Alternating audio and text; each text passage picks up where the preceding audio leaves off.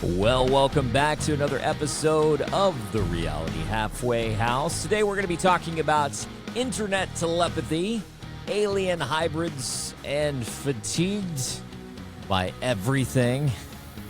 We are caught between worlds. This is The Reality Halfway House. I'm your host, Jones Nelson. Happy Father's Day out there to everybody. Today is Sunday, June 21st, 2026. And we're going to get into it today. You know, it's interesting to me just kind of how everything is playing out just kind of in the world today. It is, and we've talked about this in the last couple of episodes, just kind of the way everything is shaping up in the grand scheme of things in terms of, you know, kind of how the world is progressing. Things just seem to be ultimately just overwhelming. And I see things in my my For You page constantly on a daily basis that just talk about how people are just like completely worn out. I saw one the other day.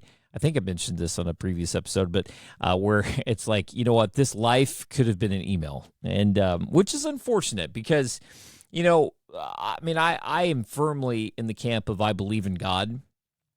And I fail to believe that he created us so that we could live this life so that it could have been an email. You know, he said, I knew you before I formed you in the womb.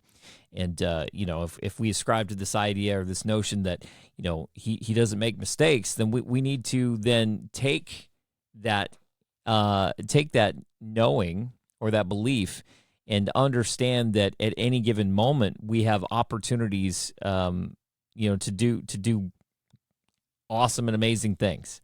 And this life has really structured itself in such a way that we're caught in a loop, like a really just gnarly loop. And like if you've ever seen, my family and I are making our way through the Marvel movies.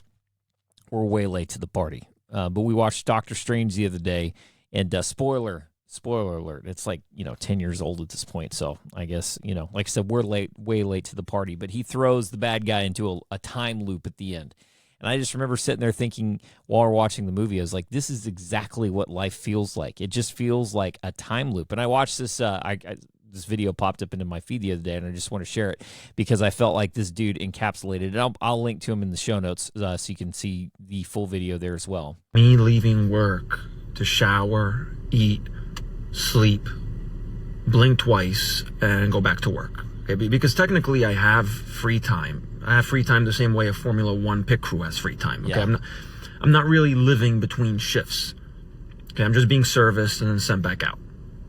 Okay, I get home and immediately I start a speed run. You know, shower, dinner, a little scrolling, and maybe one household task if I'm feeling ambitious, and then suddenly it's bedtime, and then somehow it's morning again. Yeah, an unbelievable development. Okay, and the craziest part is when people ask what I've been up to lately. Brother, I've been maintaining the organism. That's what I've been up to. Okay, I've been feeding it, cleaning it, you know, transporting it, and attempting to keep it conscious. Okay, my hobbies currently include surviving until Saturday. All right, and don't even get me started on weekdays. Why is Wednesday already over? I just got here. You know, So yeah, every now and then I have one random day off and it feels like I escaped prison through a tunnel. You know, I'm walking around at 2 p.m. on a Wednesday thinking, oh, so this is what life could be like. And then I blink and it's time to go back to work. It's time to go back to work. You know, it's funny. I left corporate America almost 2 months ago now. And I worked in that corporate environment for, 21 years at thereabouts. And the thing is, like, when you have a day off, it feels like something illegal. Like you're running errands, but it feels like illegal to have a day off, or at least it did for me. Or if I called in sick, it felt like I was breaking a law. Like it felt like I was doing something wrong for taking time off of work to, you know, like rest when you have like 103 fever kind of a thing. And it's like, what is it about this world that we live in now to where we find ourselves feeling guilty about taking time off. Now, I know there's some people that just will take time off and abuse the system. Now, having transitioned out of the white collar and into the blue collar, because now I'm working in trades as I'm trying to get out from underneath the kind of the AI storm that's looming over the corporate, kind of that corporate sphere. There are a lot of folks in that arena that have no problem calling out, and they don't seem to be upset or feel guilty about it. But I will tell you that in the corporate side of things, I was always under an enormous amount of guilt for taking any time off to rest. Right. I remember, and this is a true story. I mean, this is, and maybe it's congruent or commiserate with the finance industry. I don't know. I'm not sure if it's all of corporate America's like this, because they do have policies for like paternity leave and maternity leave and things like that. But when my first son was born, my wife went into labor at 1 a.m. And obviously, I'm not going to call anybody or my boss or anybody and let them know what's happening at that point. But we called the hospital, and they said, well, until her contractions get so far along, you just go ahead and labor at the house. And then when they, get within this time frame, go ahead and, come on into the hospital, and we'll kind of go from there. And we said, okay. So that happened so she labored, I guess, until probably about 6 a.m. And we got her ready, and we went to the hospital. And as I'm driving in at like 6:30, 6:45, whatever it was, I called my boss at the time. And I told him, it's like, hey, I just want to let you know my wife's in labor and I'm driving her to the hospital. And his next words were, so you're not coming in today?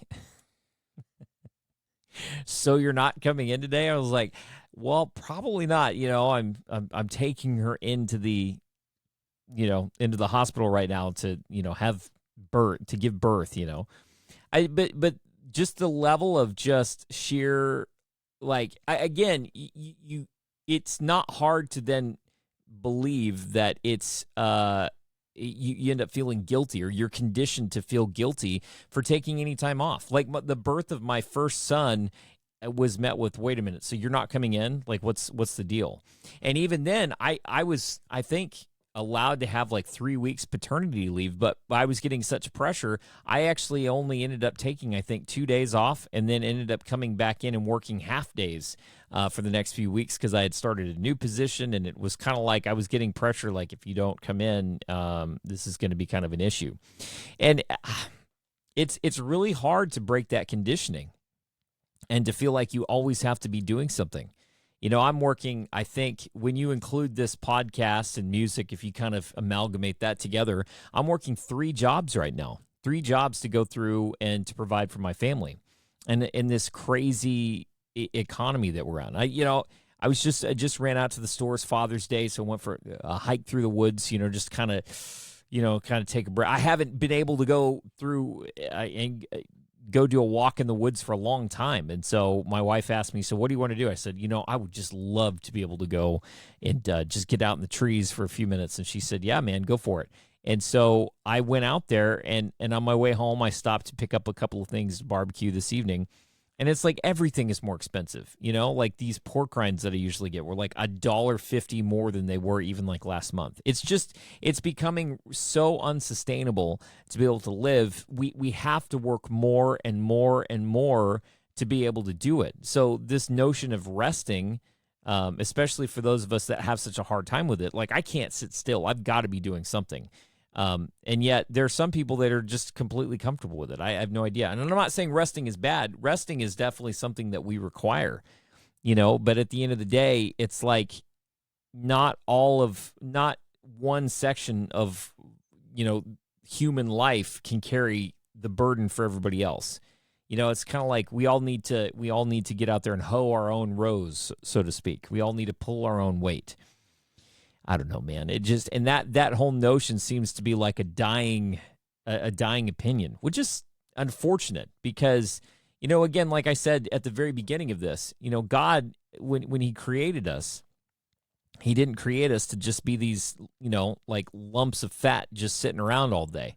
He created us with drive and purpose, and everybody's got a different drive and purpose. And I'm not going to stand here and tell you need to go do X, Y, or Z, because I don't know what that is. It's different for everybody. If you look behind me, if you're listening on the podcast, I've got a wall of guitars behind me. I'm in my recording studio, right? And I haven't touched a guitar in like a month and a half. Last week, I had to come in after work. I was exhausted. I'd been crawling under a house, and then, we've been rewiring and painting and caulking and doing all kinds of stuff. I was toast, man. And I had to come into the studio for something. And I just walked in and I shut the door, and I looked over at my guitar, and I was like, dude, I haven't even touched this thing in forever. And I picked it up. The strings were rusty because it's, summer and humid. And I strummed them, and they were all out of tune. And it was like, man, I love this. I'm a musician. I'm a songwriter. I feel so comfortable and at home on stage. I've been a lead singer for so many years, and I haven't been able to do that. I've got projects that I'm a part of that I haven't been able to, really delve into, because by the time I get home, my batteries are just completely depleted. You know what I mean? So I sat down for a couple of minutes and had to completely retune my guitar. And it's like it felt foreign. It felt foreign in my hands. And it was like I almost had to stop and like think about how to even play it again. And I've been playing for, almost 30 years. And it's just, to me, I've always thought, well, that's what God wanted me to do. He wanted me to be a musician because he's just put this drive and love in my heart, but I haven't been able to do it. I haven't had the ability or the time or the capacity to be able to go through and pursue that thing because everything costs so much. And we're in such a dire straits as just a human race. And it's like, but why is that? Why, if God created this, I know that if you go back to Genesis, it talks about the curse, and it's like, by the sweat of your brow, you're going to go through and you're going to work. I totally agree with that. I mean, I agree because it's in there. I think you should work for what you have, and I think that our working is part of what occurred. But I think at the end of the day, it's also been made worse. If you look, and I'm totally paraphrasing. You can go look it up for yourself. But in Egypt, when the Israelites were in Egypt, and Moses came and said, "Hey, dude, Pharaoh, it's time to let my people go and worship God in the wilderness." And he's like, "Absolutely not. As a matter of fact, they're just being lazy. We're going to go through and we're going to take away the straw from the bricks." In other words, like today in concrete, if you're going to be pouring concrete, you're going to put rebar in there to help the concrete cling to. So it's got something hard to hold on to. Well, for making the bricks, when you got the dirt and mud and so forth, as my understanding goes anyway, you put the straw in there, and that kind of acts as a binding agent so that the clay or the dirt has something to hold on to. Well, they were providing the Israelites with this binding agent, this straw, and Pharaoh said, "No, we're going to remove it. We're going to remove it, and we're not going to decrease their quotas." In other words, they still have to go through and produce these bricks at the same volume, but now they have to go get their own straw. It's like crazy. Like, how are we living at any different time today? All of our expectations are the same, and yet everything costs more. Everything costs more. It doesn't matter what it is. A part of the reason I left the white collar side, obviously with the looming AI tsunami that is coming, is because I was exceeding expectations. I've exceeded expectations my entire career. But when I had my last annual review, I exceeded by efficiency by 40%. 40% above what they were asking. And I exceeded their accuracy by 18%. In other words, they wanted, I think it was 80% accuracy, and I came in at like 98 point something. So I was almost 100% accurate with 40% above efficiency. Like, it was a really good year. I'm not trying to toot my own horn. I'm very hardworking, and I'm very efficient at what I do, et cetera, et cetera. And they gave me like this ridiculous, stupid raise on top of it. Like, it wasn't even enough to buy a tank of gas, like a paycheck, if that makes any sense. And then they tripled my workload. And I'm not griping, and I'm not looking for sympathy. I'm just saying they tripled my workload to the point without any raise on top of that. So I got this super crummy raise from exceeding by almost 50%, 40-something percent, whatever it was. They should then triple my workload, and they don't pay me anymore. Like the math doesn't math. And again, I'm just a drop in the bucket. I mean, we're all a part of that same system, and it sucks. There's no getting around it. And so I'm not going through, again, like I said, trying to ask for sympathy, because it is what it is. I hate complaining. Complaining at the end of the day doesn't really accomplish anything. But you have to be able to go through and have some sort of a mechanism to which you have a direction. In other words, you have to have something mapped out that you can work towards. That's just the way my mind works. But we don't have anything because we're in this fight or flight. It's like we're drowning and we're just trying to keep our lips and nose above water so we can breathe. It's absolutely bananas. But it's all part of this system.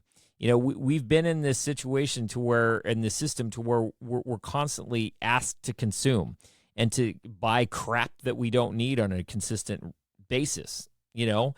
And, you know, part of it, so I don't want to get into the whole, like, you know, boomer, Gen X, millennial, like, wars, because but the essence is that with the baby boomers, they keep saying, well, if you would just tighten your belt, you guys don't know how to save, and you guys don't, there's zillions of different videos and podcasts and other things about that.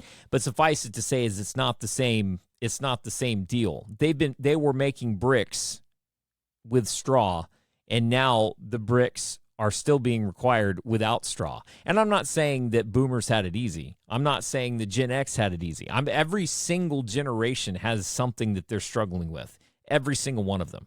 That you can't go through and apple to apple compare any generation, because there's going to be something that is driving and shaping. There's always, I guess my point is, there's always a point of agitation. And really and truly, as from humanity, I mean, we thrive in agitation. When you go to the gym, you know, you face resistance, and that's that resistance that allows you to grow. As you can tell, I need to get back in the gym.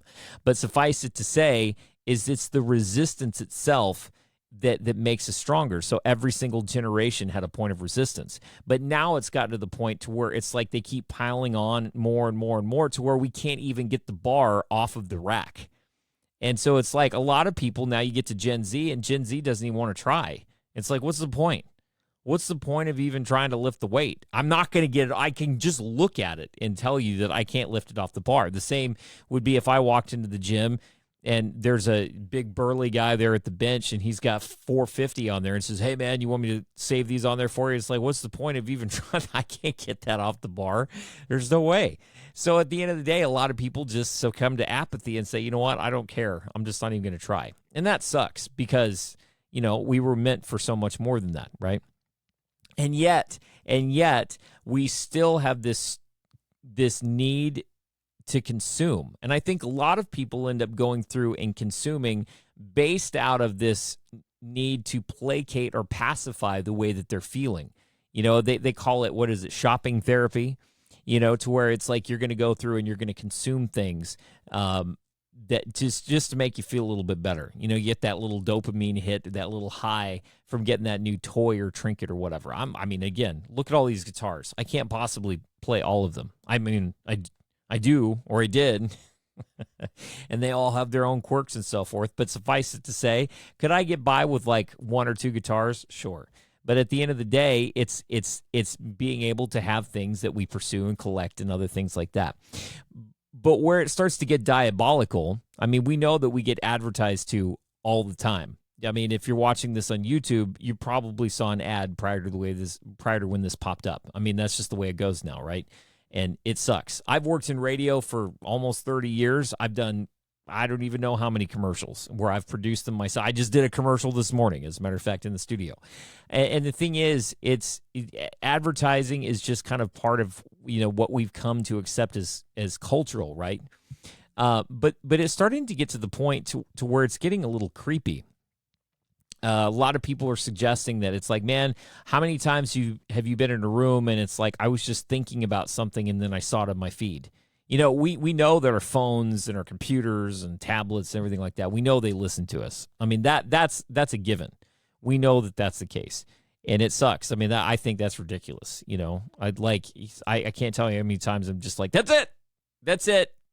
We're going to buy a shed from Home Depot or Lowe's and we're just going to go move out to the woods. No electricity. We're gonna collect rainwater and we're just gonna live off the grid. That's it. I'm done. I'm absolutely done with this trash. But it's starting to move beyond that to a point where people are like, I was just thinking about something. I didn't say it, and it popped up in my feed the next time that I saw it. And I saw this compilation. I'll link to it in the show notes. But I thought that this was interesting. It caught my eye this week because I think, again, we're all looking for a way to feel better, right? We know that we don't need things, so we've cut back on those things. Maybe we don't even search for those things because we know it's like, I can't afford it anyway. And so now they're marketing to you in a way that, is potentially borderline telepathy. What happened to me while making this video shocked the shit out of me. I've had this watch for many years, and it recently ripped. I didn't tell anybody. I didn't search for anything. I only thought about buying one. I only thought about it. You only thought about it. Which is the crazy part, because I go into Facebook, and the first thing I see is this. I thought to myself, you know what? I need to get some more faux hydrangeas because I love these so much. I thought it. I did not say it out loud because I'm here by myself. 2 seconds later, I pick up my phone, I go to my Instagram to post a story, and this shows up. Our best-selling faux arrangement has just been restocked. Now if you have a thought, you can literally be thinking about a bicycle and don't mention it, and you can open your phone up on Facebook, and what's the first suggestion you will see? A bicycle ad. But of course it goes further. So in this one, they said, can they understand the inner monologue, the things you're saying to yourself in your own mind? Mind you, by the way, when you dream, like your visual cortex runs in reverse, so your dreams are no longer safe. But we'll try this. So they had people watch a video and just narrate what was going on in the video in their mind. So there's a woman, she gets hit in the back, she falls over. This is what the computer reconstructed the person thinking. See a girl, looks just like me, get hit in the back, and then she is knocked off. Okay, so So I find that to be super fascinating and diabolical because, again, if that's true, if there is this like weird advertising telepathy, then literally our thoughts aren't safe, right? They did a Futurama episode, if you've ever seen it, where Fry, Philip J. Fry, the main protagonist, he was like sleeping and he was getting advertisements in his sleep. And they're like, oh yeah, no, I mean, that's just there. And they're like, of course, that's just technology that we have now. We just advertise. He was dreaming about light speed briefs, like underwear, and they were advertising to him in his dreams. What does that mean, man? What is safe then anymore? Like if your own thoughts can be manipulated like that and then say, well, wait a minute, hold on, that's just too spooky. Here's the thing. This may be taboo and you may not want to think about it like this, but I don't know how else to describe it, but like you see telepathy in the Bible, like you really do. And there's multiple verses on this, but I just am kind of cherry picking here. But if you look actually Matthew 9:4, there's a couple of different versions here. But this is where Jesus said, knowing their thoughts, he says, why do you entertain evil thoughts in your hearts? Or another translation, it says, Jesus knew what they were thinking, so he asked them, why do you have such evil thoughts in your hearts? Now we know Jesus, Son of God, he can probably read minds. But here's the thing. If he can read minds, right, then that just opens up this door to the fact that telepathy, as we've basically known and seen and learned about in movies and, just the zeitgeist for years is possible, right? The Bible talks about God being able to interact with us. We hear that old adage, the still small voice. If you just sit and you listen, you'll hear the still small voice. You see, especially now, in the last couple of years, as things have been heating up in society, as we have this looming, and I've talked about this in other podcasts, this looming event, whatever that event is. Like, it's this weird kind of ambiguous thing that's just out on the horizon that we feel, but we can't see. And it's like, as we get closer and closer to that, it's kind of like we're starting to get impressions and knowings and so forth. And more people are coming out saying, hey, listen, I hear from God. This is what God told me. And of course, it's the internet. It's 2026. You have to take a lot with a grain of salt.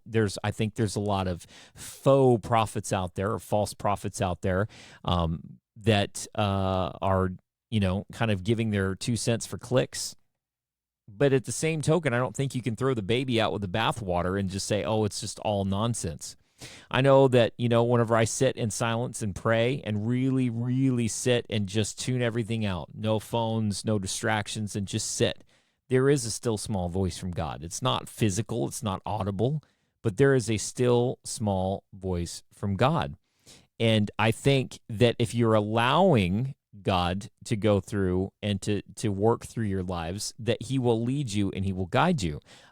But at the same time, we also know that the enemy can also go through and lay hold of your lives and pull you and guide you in other directions as well.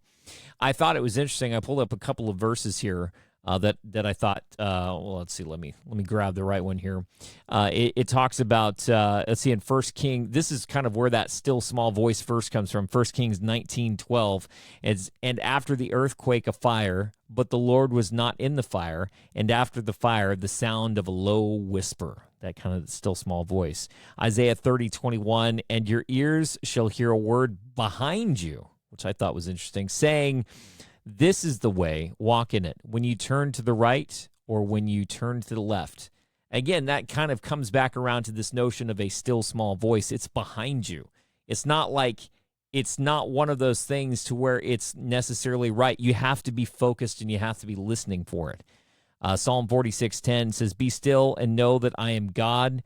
I will be exalted among the nations. I will be exalted in the earth, right? Be still and know that I am God. There's a requirement there for stillness.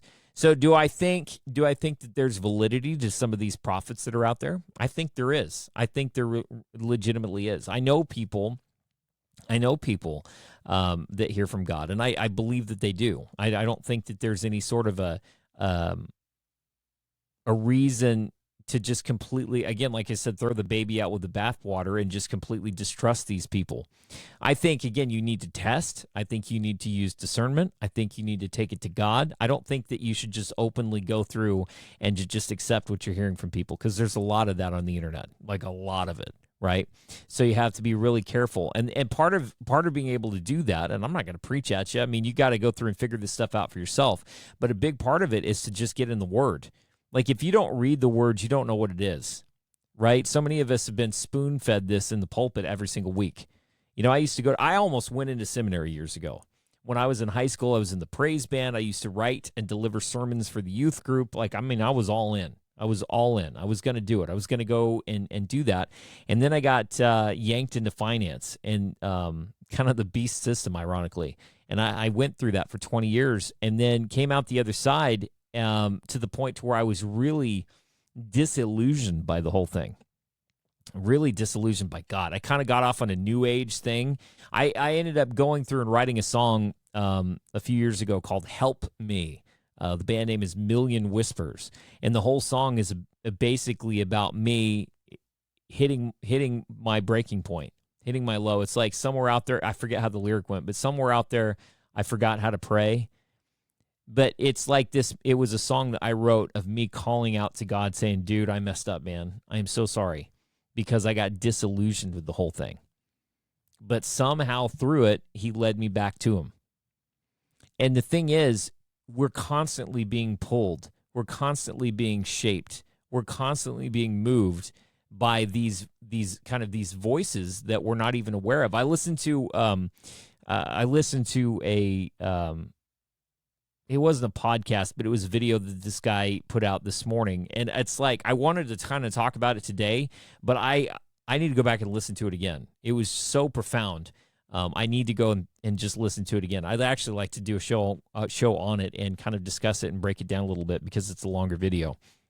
But suffice it to say, he was basically getting at this notion that we have been programmed and pulled outside of this kind of our normal archetypical roles, male and female.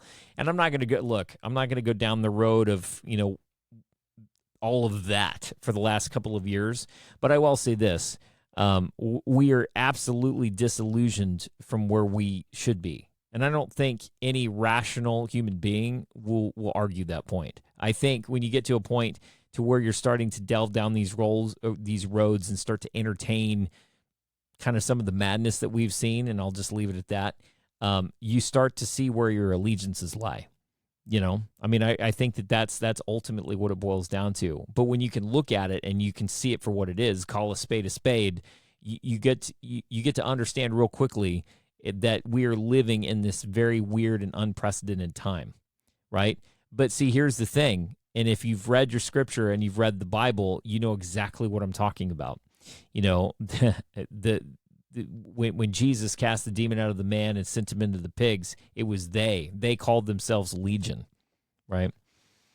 So at the end of the day, you're not going to see a lot of this in the pulpit, because the pulpit, and I'm not saying this for every church. I'm not going to throw. It's like I'm not going to throw stones, right? I'm just not going to do that.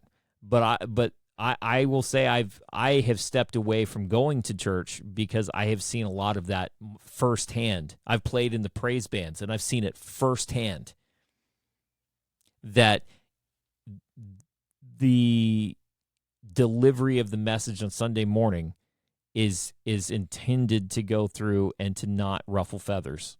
And I don't think that serves anybody. I think at the end of the day, we have to look at ourselves introspectively, and the only way to truly do that is to actually put in the work yourself. In other words, if you're going to go through and you're going to look at I have super scrawny arms. I used to have bigger arms. I used to be a lot stronger, but I haven't gone to the gym because I've been busy with everything else. Now, you can say, well, that's just an excuse, because it is.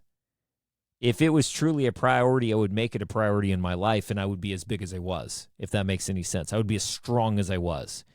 But it hasn't been a priority in my life, and so as a result, I'm not able to reap or harvest the fruit. The same is true with our walks with God. If you want to harvest, or you want to have that fruit, you want to be able to eat and enjoy that fruit and have that knowledge and understanding, be able to hear that still small voice, you have to put yourself in a position to where you're able to hear it. And I just think that it is diabolical that when we are at our most vulnerable, that we are allowing ourselves to be molded and shaped.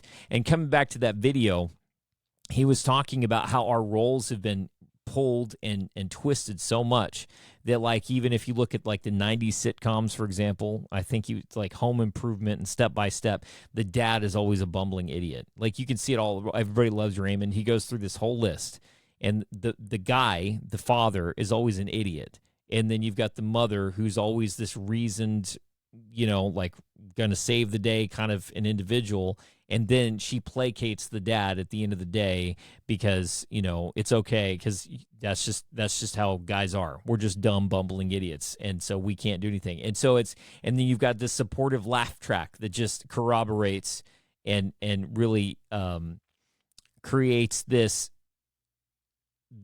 foundation of, well, yeah, this is correct, right? And this is funny. This is, so you should just ingest this and digest this. This is it's programming at its finest. And like I said, I want to go back and watch it again because he did such an amazing job with it. And I'll probably do an episode on that maybe this week. But suffice it to say is we really have to be careful of what we're consuming.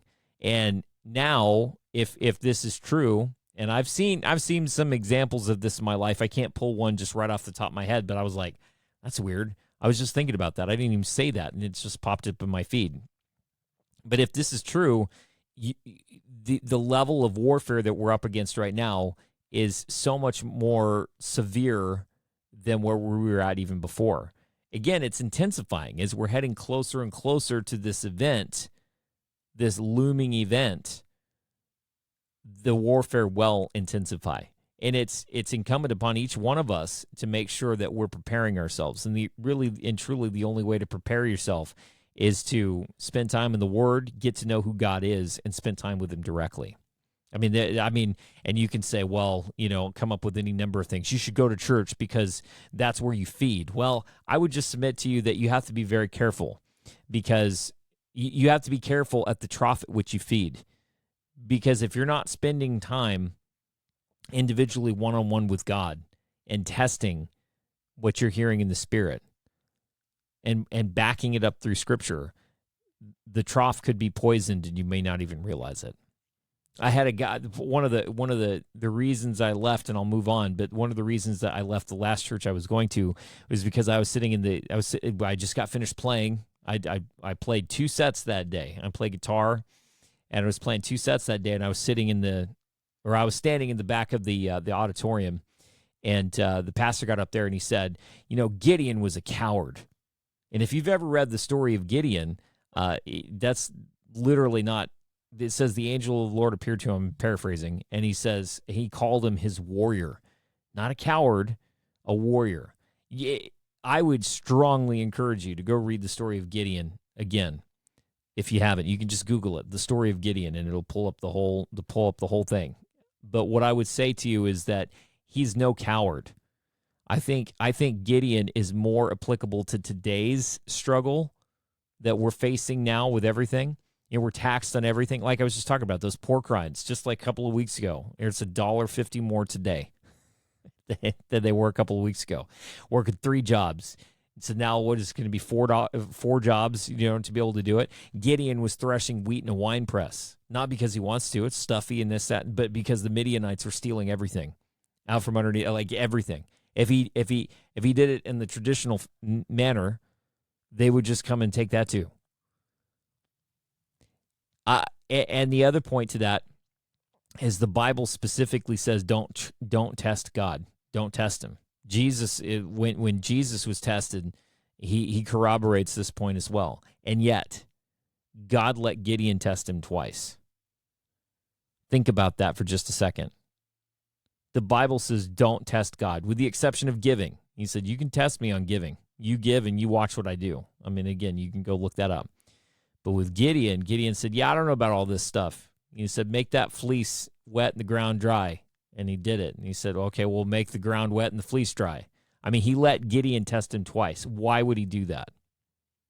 Why would God let Gideon test him? Even when Jesus himself said, whoa, man, don't test God. I think, this is just me. This is the gospel according to Jones, right? This is just my opinion. But I think that at the end of the day, Gideon was so jaded with everything going on. Again, he's having to go through and do something stupid, threshing wheat in an environment that's stuffy. It's in the completely wrong spot just to go through and provide. But he didn't quit. He could have just thrown his hands up and said, you know what, screw all of this stuff. But he didn't quit. He kept after it. And you can see later on when it came time to, he had to kill one of the kings and the Midianites, and he didn't want to do it. He actually sicked his son onto him, and his son couldn't do it because his son was young. And the king was like, "You're a coward," and so he said, "Fine," and he did it. So he was definitely one of those guys that when he wasn't a warrior, so to speak, he didn't see that in himself, but God did.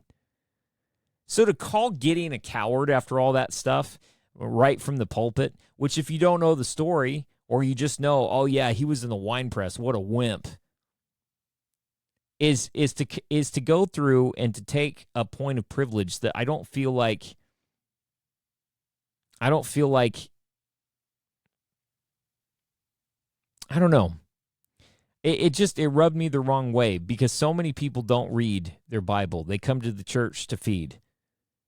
And I think you have such a fiduciary responsibility being in a position like that. Because again, like I said, I almost went into ministry years ago. You have such a position of authority in people's eyes. You have to be extremely careful what you say and how you present it, knowing full well that many of these people are not going to go back it up for themselves. So that's just my 2 cents on it. I know you say, well, gosh, that's belaboring the point, but you have to be very careful where you feed. And sometimes the best place to feed is right at home. Just break open your old Bible, read it, and then just sit and meditate on it and pray about it. So moving forward, we were talking about all the aliens and everything like that, and you're saying, yeah, well, what a transition. But really and truly, again, as we have this looming event coming up, there's so many different things coming up, so many different weird things. We talked about the White House. There's that. There was a. I don't know. I don't know if she called it a psychic, which again you could say, oh, Jones and psychic. Well, look, man, all I can say is that there's a lot of people perceiving and feeling and getting a lot of weird things. I think that you can't, and I know this is my favorite phrase today, you can't throw the baby out with the bathwater. I think you have to look across the board. Amanda Grace, who's a prophet, and I actually believe that she's hearing from God. She went on a podcast and she said that psychics and mediums, she's kind of talking about that. She says they have the prophetic gift, but they're using it incorrectly. Because I believe that there are people that are more perceptive than others. There are people that can see and feel spirits, and then there are other people that are completely dense. I was going to skip over this, but this kind of illustrates that point. If you know the story of Samuel, who was a prophet, he was actually the prophet that went through and anointed King David. But when he was first, basically went into the ministry, he went through and basically apprenticed under Eli, prophet Eli. He said the boy Samuel ministered before the Lord under Eli in those days, and the word of the Lord was rare, and there was not many visions. In other words, it was a dry spell. We see that all throughout Scripture too. Look at Abraham. He walked with God and talked with God, and then it was just a dry spell for a long time. But it says one night Eli, whose eyes were beginning to go weak so that he could barely see, was lying down in his usual place. The lamp of God had not yet gone out, and Samuel was lying down in the house of the Lord, where the ark of God was. Then the Lord called Samuel, and Samuel answered, "Here I am." And he ran to Eli and said, "Here I am, you called me." But Eli said, "I did not call. Go back and lie down." So he went back to lay down. Literally, Samuel was hearing from God, and Eli was not. He didn't hear. So to go through and to say, okay, well, this person believes this or heard this, and I didn't hear it, so it must not be real. Now, if you know this encounter, this happens a couple more times until finally Eli was like, oh, you know what? He's hearing from God. And he said, look, you need to go back and say, yeah, I'm here. And that's at the point where God was able to communicate. But that's what I'm saying. Just because you don't see it doesn't mean that it doesn't exist or that somebody else isn't. I'm not saying, again, the Bible's real clear. It's like, listen, don't mess around with mediums. That's, if you know King Saul, who was one of the first kings of the Israelites, or was the first king of the Israelites after they left Egypt, he started messing around with mediums and he went crazy. Like the anointing of God was removed from him, and he had tormenting spirits and all kinds of other things. You don't mess with that stuff. And you see the same thing with like Ouija boards and other things like that. When you start messing with the occult, man, it's like you just open yourself up. You open yourself up to that. So to come back full circle to the advertisements or advertisements that are coming in, potentially via telepathy, we have to ask ourselves this question: what are we opening ourselves up to? How is this even coming in? How are we able to receive this stuff? Are we opening ourselves? Is it through our mindless scrolling that we're just connected so much to our devices? Are the devices this proverbial Ouija board that we're just scrying on every single day? I don't know. I think it's something that's very important that we need to ask ourselves. Is this something that we need to be vigilant of? And I think the answer probably, at least to some degree, is yeah. This quote-unquote black mirror that we are. I wrote a song a couple of years ago, and one of the lines in it was, "Through our screens we all scry." We're looking into these screens and out into a world and getting these visions back to us. Have you ever really stopped to think about it? Joe Rogan does a bit about, he's like, does anybody know how our cell phones are made? And the reality is we don't. And yet you can pick it up and you can text somebody across the world and you're communicating. If you really stop and think about it at a very fundamental level, it's most of the time we're not even talking anymore. We're texting via or, we're texting each other. We're talking via our thoughts and our thumbs, as it were. So we don't know where the technology came from. We know the first iPhone, what popped up in 2006, and it's just been, light speed from there. Something to think about. And actually, we talked about the Nordics. Trump posted that picture with those tall Nordic beings in the red suits and everything like that. I saw another video this week I thought was kind of interesting that I wanted to point on, because he talks about the Nordics and he also talks about the Greys. And what's fascinating is that we have all of this technology, right? But we don't know where we got it, or we don't know how it's made, right? We're told where it comes from. But, I mean, I've seen so many videos of like the microchips that are in these things that are so small. It's like, how could we possibly make that stuff? And maybe I'm just too stupid to understand the mechanics behind it. I'm certainly a finance guy, and now I'm, doing drywall and caulking and so forth. But so I maybe it's a lot more feasible than what I'm giving it credit to. But I don't know, man. It's like if it doesn't smell right, you might want to think twice about it, right? But I thought that we'd take a look at this video again. I'll link to it in the show notes. But I thought this guy made a really interesting and compelling, not necessarily argument, but he brings to light some of the things happening with kind of and some perspective on like the Nordics, and then getting into the Greys, as well as kind of this hybridization that we talked a little bit about a couple of weeks ago.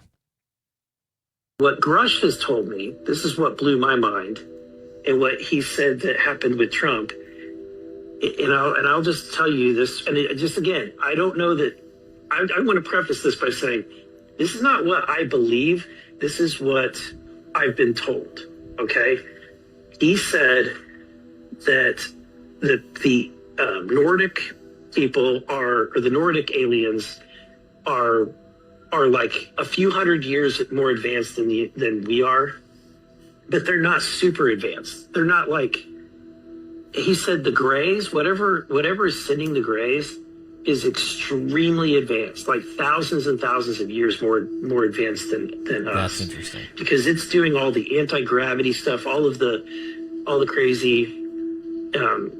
crazy stuff that's very highly advanced. And a lot of it is what he says with the Greys is psionic. So they basically don't have physical interfaces. They're using their mind, and that there's an interface that picks up thought, and then that and that's how they operate these vehicles, is out of. You mean like maybe those ads that are coming to us via thought, just a thought? This is out of psionic. But the Nordic people somewhat resemble humans, and they have been experimenting with crossbreeding with humans. And he says some of them, that there are aliens that are crossbreeds living in the world. And I asked him, I go, okay, do they know that they're a crossbreed, or do they, like, how would you know that they are a crossbreed?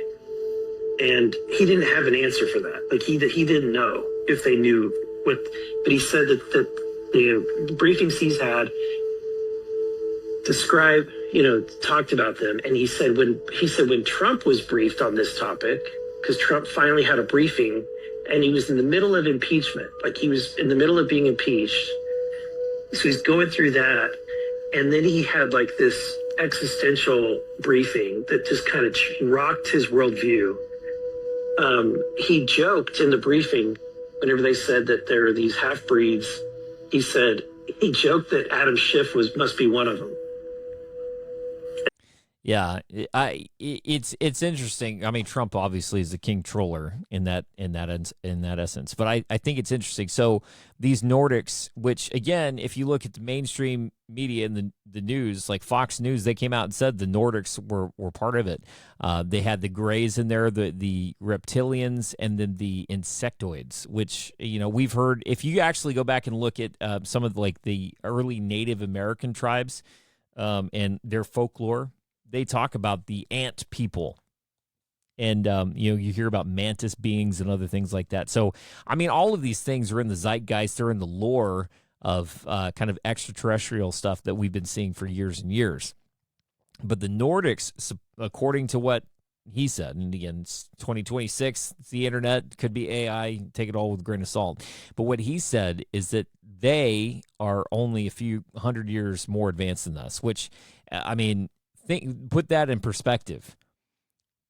Today is 2026, right? You know, we're in the year 2026. Imagine where we were in the year 2000, just technology-wise. 26 years. 2000, which I remember when the year 2000 rolled over, you know, we thought, oh man, can you believe what it's like to be in the year 2000? Look at where technology is at today versus then. Just 26 years later, they're a few hundred years advanced.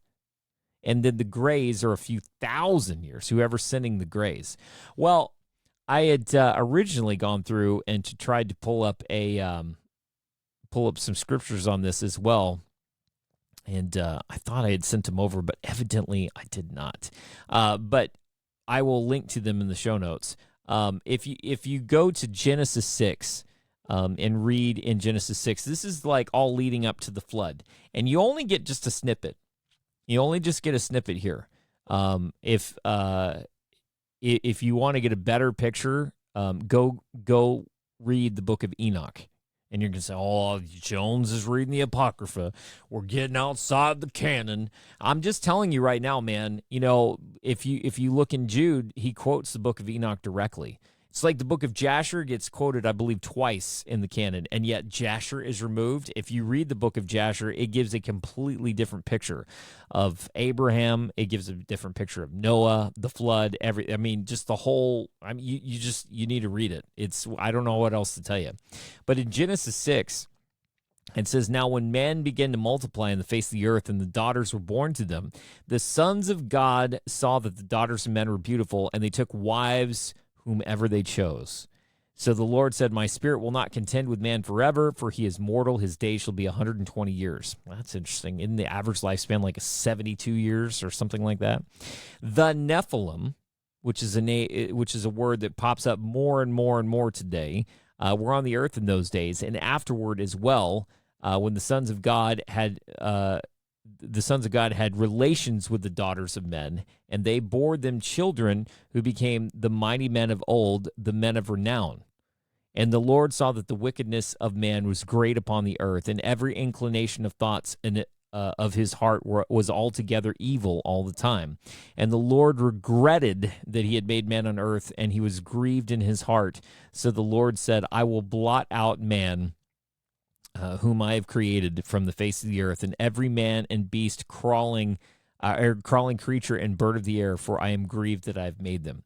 So I just wanted to point this. It says, the Nephilim on the earth, this goes back to Genesis 6, verse 4, the Nephilim were on the earth in those days, and afterwards as well, when the sons of God had relations with daughters of men, and they bore the children who became mighty men of old, men of renown. Well, what does that sound like? Men of renown, mighty men of old. You know, when you see, you go, so we're raised, you know, in school, you know, through our educational system and our movies, cinema, Hollywood. Again, you can say we're making our way through the Marvel movies. What does that sound? These men of renown, the Hercules that we see, right? Thor, Iron Man, you know, all these people with superpowers. What does that sound like, right? Right. If you get into the book of Enoch, and one of these days I'll get into Enoch, and I'll get into Jasher, and I'll get into the book of Jubilees, because there's some wild stuff in there, man. Like wild, like blow your mind stuff in there. But when you look at that, especially when you get the context from Enoch, the angels came down and they taught men and all these different things. Like we were like Stone Age kind of creatures, you know, according to the scripture, like Stone Age type stuff. And when you get to the point where you can kind of acknowledge that, hey, you know, that's kind of how we were, and they taught us stuff that we weren't supposed to know. You know, they gave us forbidden knowledge. What does that sound like? Adam and Eve, right? We're given this forbidden knowledge of these things that we weren't supposed to know. And then suddenly what happens? You know, our whole society begins to crumble, and we begin to kind of spiral out. What happens if if you've been around kids, okay, and the kids are exposed to things that they shouldn't have been exposed to. You know, maybe they're watching rated R movies, or maybe they've been getting into, you know what I mean? They started kind of like getting into more adult sort of things, right? Their language changes. Like when I was, for example, when I was growing up, Terminator 2 was the big movie. It was probably like 9, 10 or something like that when it came out. And everybody wanted to watch it. I wasn't allowed to watch rated R movies. But my friends, some of my friends were able to watch them. Well, their language is more foul. You know, they were more violent, typically, these kids, because they were exposed to these adult concepts that they weren't ready for yet, right? So at the end of the day, it's like they were given more than what they were able to handle. And when that happened, their behavior started to change. And actually, looking at some of these folks now as adults, I mean, I'm not trying to sit there and point fingers and place judgment and so forth, but they're a lot more misaligned, or their adjustment is skewed in my viewpoint, in my opinion. There's different life experiences and other things that can contribute to that. Obviously, I'm not just trying to paint with a broad brush, but what I would say is you have to be very careful how you do that. With my kids, for example, I'm very, very strict on what it is that they're allowed to consume, because again, when you can never unsee certain things, right? You can never pull the dye out of the glass. Like, if you put a drop of dye into, a glass of water, I mean, you can never pull it back out. And so I think we're exposed to some of these different things, and it completely skewed our culture to the point to where we spiraled out to where we are today. Gary Wayne, if you've never heard of him, he did a whole book on this. I'll link to his website so you can check it out. He's grown in popularity over the last several years. I first heard of him on a podcast called Sasquatch Chronicles, and he got on there because one of the theories that host had postulated was that, hey, listen, are Nephilim, are they Sasquatch? Are they Bigfoot? My recording studio is Alien Sasquatch Studios, so it's I was drawn to that podcast. And Gary Wayne goes into it, and he kind of talks about, like, kind of what the Nephilim are, what they could be. There's a lot of, conjecture and postulation there. But it's a very interesting read. It's a very interesting concept, and he's now all over YouTube, and he's been on a lot of different podcasts, and he's written several books. But again, I'll link to his website in the show notes so you can go check it out. Lots of things to think about and to consider, especially as we're heading into this territory of there could be potential hybrids out there. Is that where the NPCs come from? The whole concept and notion of the NPCs. I don't know. There's a lot to unpack. But at the end of the day, again, I think the big thing that we all need to take away from, or the big thing that we should, and I'm not preaching to you. I mean, we're all big boys and girls out there. We need to, really be working on this ourselves. Again, I can't go to the gym for you. I wish you could go to the gym for me, because as I've got, I'm dating myself, but if you ever watch the Popeye cartoons, I've got more in common with Olive Oil than I do Popeye these days. But I got to fix that. But nobody can do that work for me. Nobody can go through and pump the iron or, lift the weights. I have to do it. I have to be the one that has that discipline to make sure that I'm positioning myself in that way. And in the same way, nobody else can walk the walk for you. It's a straight and narrow way to God. And Jesus said, I am the way, the truth, and the light. Nobody gets to the Father except through me. So we have to be very cognizant, especially at the end of this, whatever we're experiencing. You see people all the time saying, the end is near, the end is near. We're in the end days. What does that even mean? I mean, it says nobody's going to know. And I've heard so many different, thoughts of what that actually washed out to be, of what that means. All we can truly say is that at the end of all of this, the onus is on us. It is your responsibility. It's not my responsibility. You've got to spend time in the Word. You've got to spend time with God, because we're being attacked at every single last angle. We're shifting.